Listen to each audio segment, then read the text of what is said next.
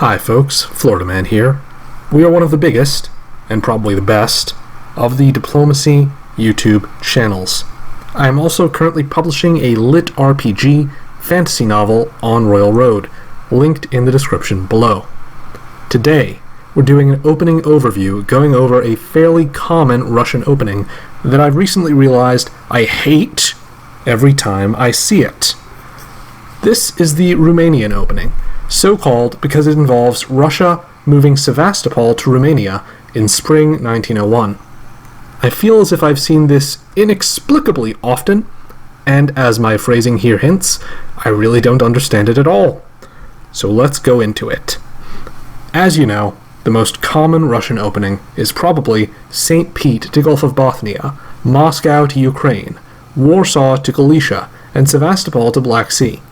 That's an opening I've seen in literally hundreds of games of diplomacy over the years, although not the majority, for the simple reason that Russia has a lot of options for Warsaw and Moscow.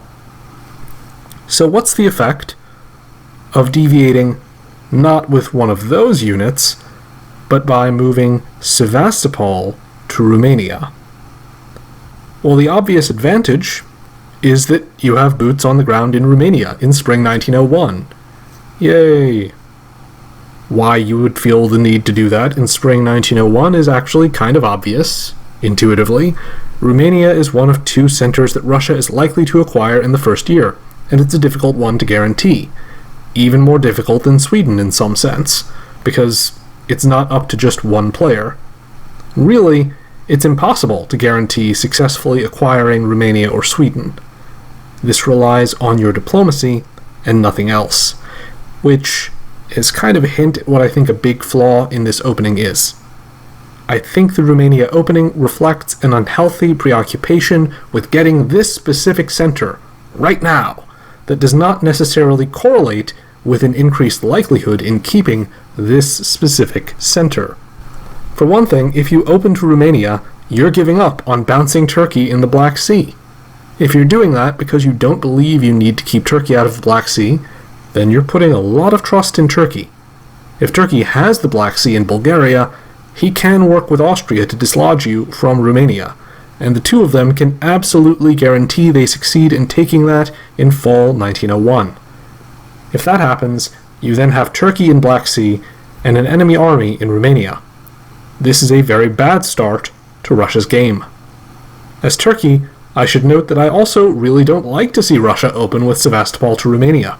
I would almost prefer to let Russia move into the Black Sea successfully than see him put his fleet in Romania. I would probably most prefer the simple Black Sea bounce that has become the norm whether Russia and Turkey are friendly or not, because I'm an untrusting person with a black lump of coal where my heart should be. But I think I have actually good reasons for disliking the fleet in Romania if I'm Turkey.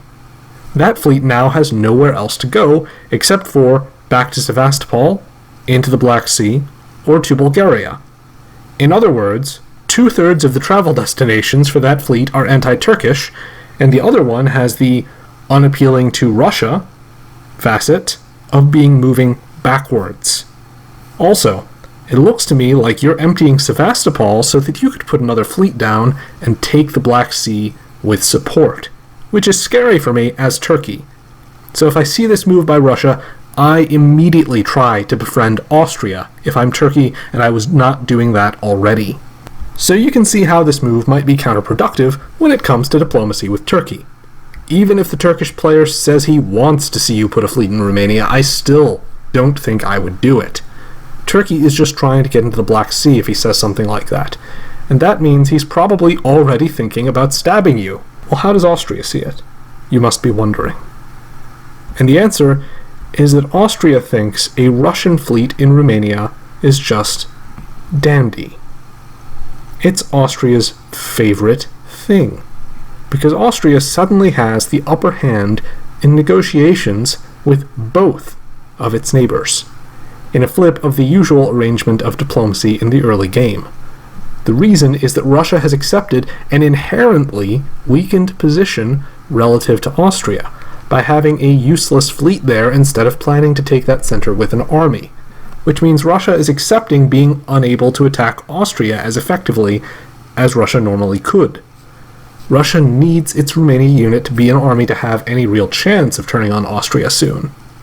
And for the reasons I mentioned earlier, this opening signals to Turkey that Russia is either actively hostile or, at the very best, not very good at opening strategy, and either way, Turkey will be running to Austria, knowing Austria now has the choice of allies.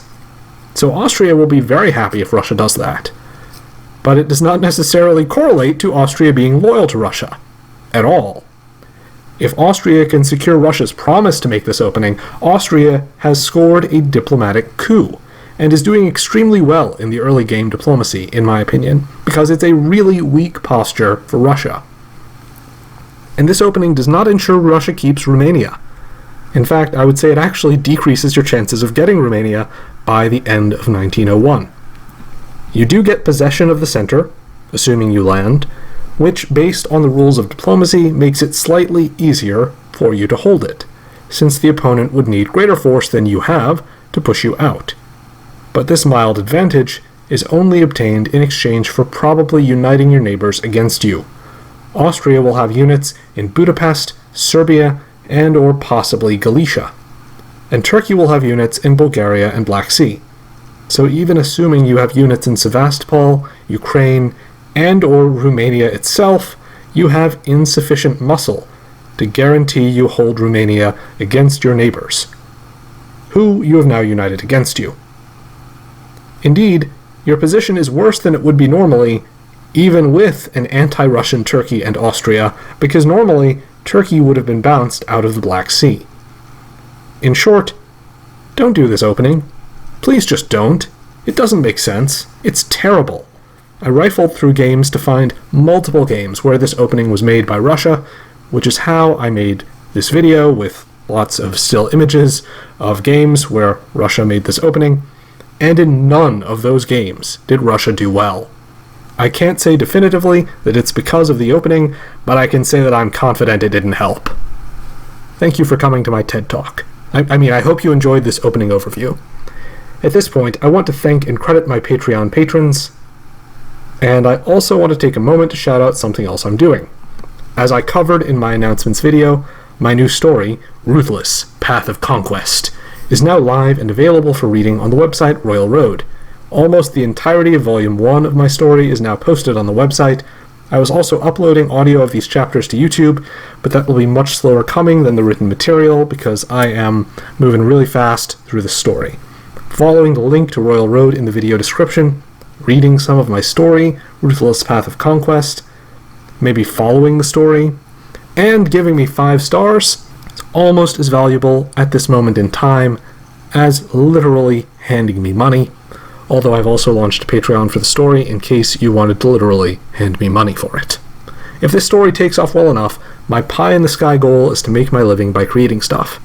If it wasn't obvious, this would also be very good in terms of its effect on my likely taking on new and interesting creative projects, some of which might be of interest to you. Until next time, Florida Man, out.